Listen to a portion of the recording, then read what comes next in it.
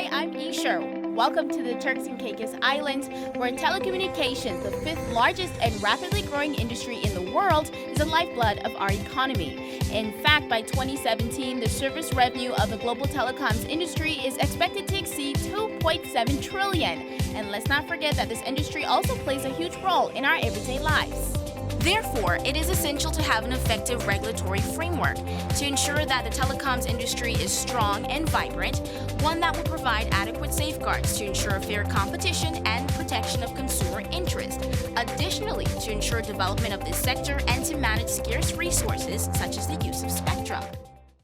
The Turks and Caicos Telecommunications Commission was established in 2004 through the enactment of the Telecommunications Ordinance. The ordinance states that the primary functions of the commission are as follows: to advise the Minister on telecommunications, to facilitate, maintain, and promote effective and sustainable competition in telecommunications, to promote the interests of the consumers, and to advise the licensees to operate efficiently, to prescribe standards for the quality of telecommunications services to be delivered to the public.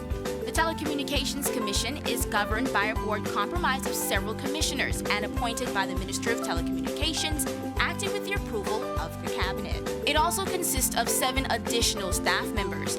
They're managed by a Director General who is the Secretary to the board and sits on the board as ExCo member. The Telecommunications Commission is also responsible for making sure that providers meet the highest responsible technical standards so that your phone or internet service is reliable. It also ensures that radio stations broadcast within their stipulated frequencies. As a consumer, you can complain to the Telecommunications Commission if the service you are getting is unsatisfactory or below what was promised. Whenever a consumer has a problem with the services of one of the service providers, the first line of complaint should be with the operator itself. Make sure that you provide all the facts necessary to support your complaint. The service provider will investigate and provide an explanation of the action it will take. If this contact fails to yield a satisfactory solution to the problem, or if you do not hear from the utility within a reasonable time, a complaint can be filed with the Commission.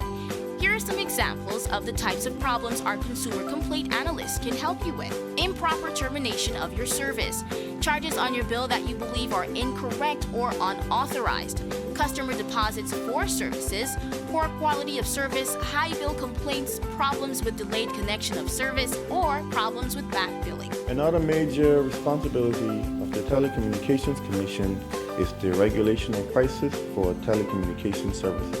Where the market is regulated, the providers, without the approval of the Commission, cannot set prices. Persons or organizations providing telecommunications networks or services must obtain the appropriate licenses. Now, there are different types of licenses depending on the services to be offered.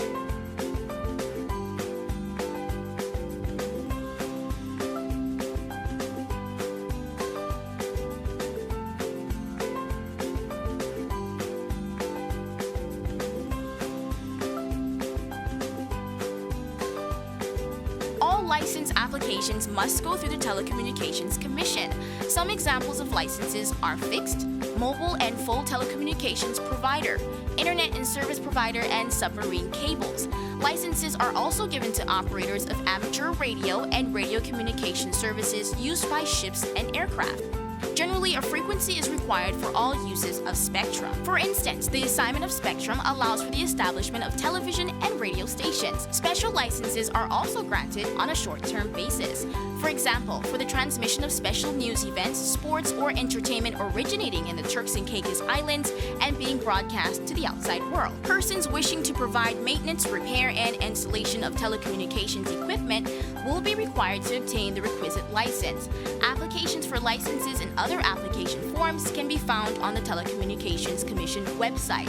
It is essential that persons who wish to offer telecommunications networks or services to the general public or private purposes obtain the appropriate license from the Telecommunications Commission. Failure to do so could lead to penalties outlined in the Telecommunications Ordinance. The Telecommunications Ordinance also establishes a fund known as a Universal Service Fund.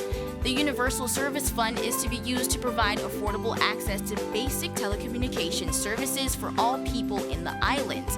It will also be used to provide free internet access for public libraries and schools and access to emergency numbers free of charge. The Telecommunications Commission was established to ensure that you get quality services at affordable prices.